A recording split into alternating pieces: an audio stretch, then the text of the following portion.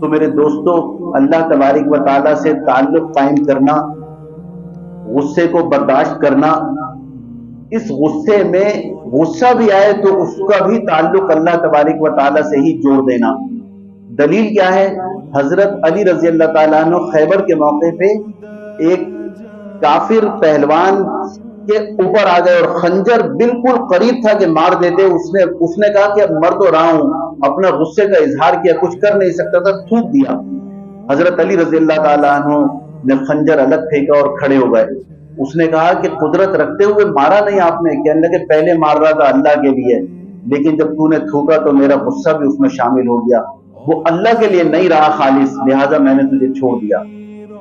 ایک بزرگ کے واقعات میں لکھا ہوا ہے کہ انہوں نے مٹکے دیکھے، کہاں جا رہے ہیں؟ شراب کے مٹکے تھے اور بادشاہ کے محل میں جا رہے تھے۔ انہوں نے سارے مٹکے توڑ دیے، 29 مٹکے توڑے، ایک مٹکا رہ گیا۔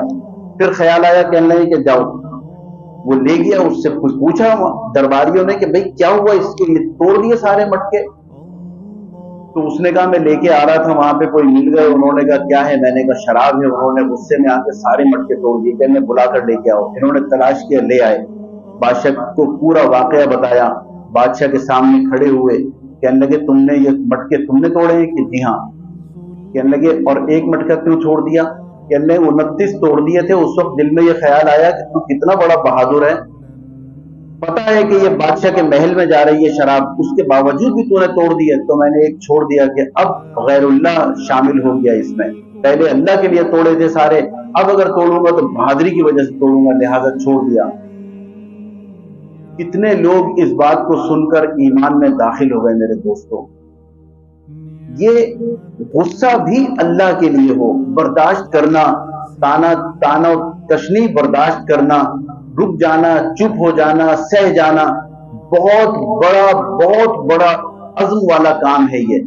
اور اس کے بعد میرے دوستو، حلم اور بردباری۔ آپ صلی اللہ علیہ وسلم ایک جگہ کھڑے ہوئے تھے، چند نوجوان لڑکوں نے شرارت کی اور وہ آئے، یہ آپس میں اسکیم انہوں نے بنائی، ایک مسکوٹ بنائی۔ وہ ایک آگے سے سلام کرتا، آپ اچھا سلام جو کرتا ہے اس کا طریقہ یہ ہے، شریعت نے جو ہمیں بتایا کہ پورا چہرہ اور وجود اس کی طرف کریں، یہ نہیں کہ وہ پیچھے کھڑا ہوا اور ایسے ہاتھ ملا دیا بے رغبتی سے۔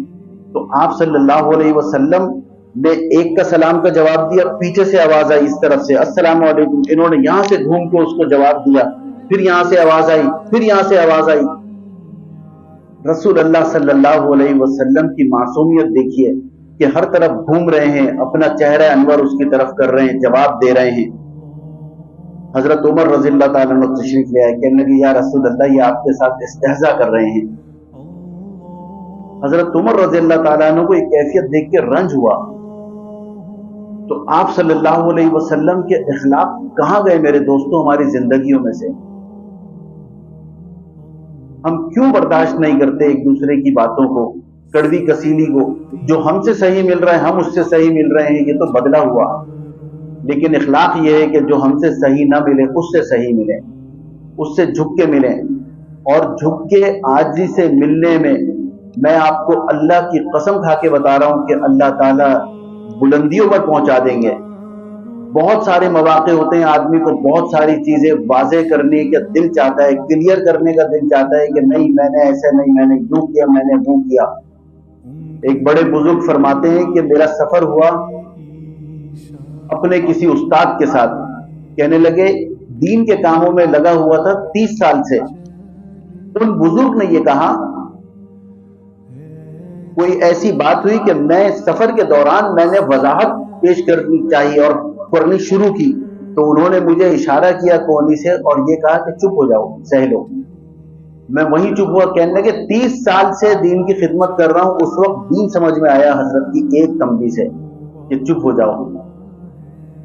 حضرت شیخ رحمت اللہ علیہ ایک بڑے اکابر گزرے ہیں، انہوں نے وہ بیٹھے ہوئے تھے کہیں، ان کے کسی خادم سے، ان کے چچا تھے وہ بیٹھے ہوئے تھے، چچا بھی وہاں بیٹھے ہوئے تھے، ان کے کسی خادم سے غلطی ہوئی، خادم نے کہا کہ معاف کر دیجئے۔ اس نے کہا میں غلطی ہو گئی۔ کہنے لگے میں کتنی دفعہ تیری غلطیوں کو بھگتوں گا، برداشت کروں گا، تو صبح سے شام تک غلطیاں کرتا رہتا ہے۔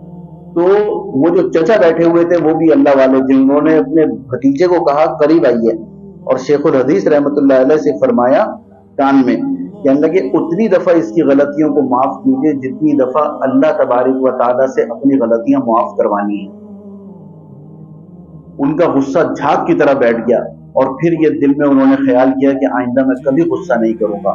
ہم تو چھوٹی چھوٹی سی باتوں کے اوپر ماسیوں کو ڈانٹ دیتے ہیں میرے دوستوں، خادموں کو، ڈرائیوروں کو، صفائی کرنے والوں کو، اور گالم گلوچ بھی کر دیتے ہیں، اس سے بھی کوئی آر محسوس نہیں کرتے۔ اخلاق کی چوٹی پر یہ حدیث، آپ صلی اللہ علیہ وسلم جا رہے تھے صحابہ اکرام کے ساتھ، لوگوں نے تان و تشنیع کرنی شروع کی، گالیاں دینی شروع کی۔ گالی ہمیں کوئی تو کہہ دے تو رات کو نیند نہیں آتی، آپ صلی اللہ علیہ وسلم محسن کائنات، محسن انسان، رحمت للعالمین، آپ کو گالیاں دی جا رہی ہیں، صحابہ اکرام بڑے ہیں آگے کہ ہم ان کو بدلہ دیں، ہم ان کے ساتھ معاملہ کریں۔ آپ صلی اللہ علیہ وسلم نے فرمایا الا تعجبون کیف یصرف اللہ عنی شتم ویلعنون مذمما ویشتمون مذمما وانا محمد۔ تم دیکھتے نہیں ہو اللہ تبارک و تعالیٰ قریش کے اوپر کیسی پلٹا دیتے ہیں، اور وہ تم کیوں ناراض ہو رہے ہو؟ وہ گالیاں مجھے نہیں دے رہے، وہ تو مذممہ کو گالی دے رہے ہیں، وہ تو کسی کو گالی دے رہے ہیں۔ میرا نام تو محمد ہے، مجھے گالی دیتے تو کیا پتہ نہیں تھا آپ صلی اللہ علیہ وسلم کو کہ یہ مجھے گالی دے رہے ہیں؟ لیکن آپ نے فرمایا کہ میں محمد ہوں، وانا محمد، میں تو محمد ہوں، وہ تو کسی مذممہ کو گالی دے رہے ہیں۔ دیکھیے میرے دوستو، میں یہ کہتا ہوں کہ اپنی زندگی میں صرف اس ایک حدیث کو لے آئیں تو ہمارے اخلاق ایسے درست ہوں گے، ہمارے ہوش ٹھکانے آ جائیں گے۔ برداشت کرنا، بس آج کے اس مجلس کا خلاصہ یہ ہے کہ اپنی زندگیوں میں برداشت کو لے آئیں۔ جو کوئی کچھ کہہ رہا ہے کہنے دیں، عاجزی اور انکساری۔ آپ صلی اللہ علیہ وسلم بیٹھے ہوئے کھانا کھا رہے تھے، اس طرح بیٹھے ہوئے تھے کہ دو زانوں آپ کے سینے کے اوپر تھے اور اکڑو بیٹھے ہوئے تھے۔ اس زمانے میں ایسے، آج بھی اس زمانے میں غلام ایسے کھانا کھایا کرتے تھے۔ تو غالباً حضرت ابوبکر صدیق رضی اللہ تعالیٰ عنہ، یا دو روایتیں ہیں مختلف، یا کوئی خاتون آئی، انہوں نے دیکھا، انہوں نے کہا آپ اس طرح کھانا کھا رہے ہیں؟ یعنی دیکھتے تھے کہ یہ تو غلاموں کا طریقہ ہے، ہمارے یہاں بھی ہم کھانا دیتے ہیں تو کسی جب چھوٹے طبقے کے تو وہ نیچے بیٹھ جاتے ہیں، تو انہیں اگر اوپر بٹھا لیں تو کوئی حرج نہیں ہے، لیکن ہم اپنی شان میں بے توقیری سمجھتے ہیں کہ وہ بھی ہمارے ساتھ بیٹھیں یا وہ بھی صوفے کے اوپر بیٹھیں، تو وہ نیچے بیٹھ کے کھانا کھاتے ہیں۔ تو یہ آپ صلی اللہ علیہ وسلم اس طرح کھانا کھا رہے تھے، انہوں نے دیکھ کے حیرت کی۔ آپ صلی اللہ علیہ وسلم نے فرمایا میں بھی تو غلام ہوں، میں اللہ کے سامنے، یہ رزق ہے، میں اللہ کے سامنے، کیونکہ اللہ تبارک و تعالیٰ نے فرمایا انتم الفقراء۔ اچھا فقیر کہاں جاتا ہے پیسے لینے کے لیے، اپنی مدد پوری کروانے کے لیے فقیر کہاں جاتا ہے؟ کسی دوسرے فقیر کے پاس جاتا ہے؟ فقیر اس کے پاس جاتا ہے جو امیر ہوتا ہے، فقیر اس کے پاس جاتا ہے۔ آگے اللہ فرما رہے ہیں اللہ تعالیٰ بے پرواہ ہیں، یعنی اللہ امیر ہیں۔ جب اللہ امیر ہیں تو ہم سب فقراء ہیں، انتم الفقراء اللہ فرما رہے ہیں، تو ہم جب فقیر ہیں تو ہمیں اللہ کے در پہ جانا چاہیے، ہمیں اس امیر کے پاس جانا چاہیے جہاں سے سب کچھ ملے گا۔ ہم نے اس امیر کو چھوڑا ہوا ہے تو ہماری یہ حالات ہے کہ کہیں نہ کہیں کوئی نہ کوئی پریشان ہے۔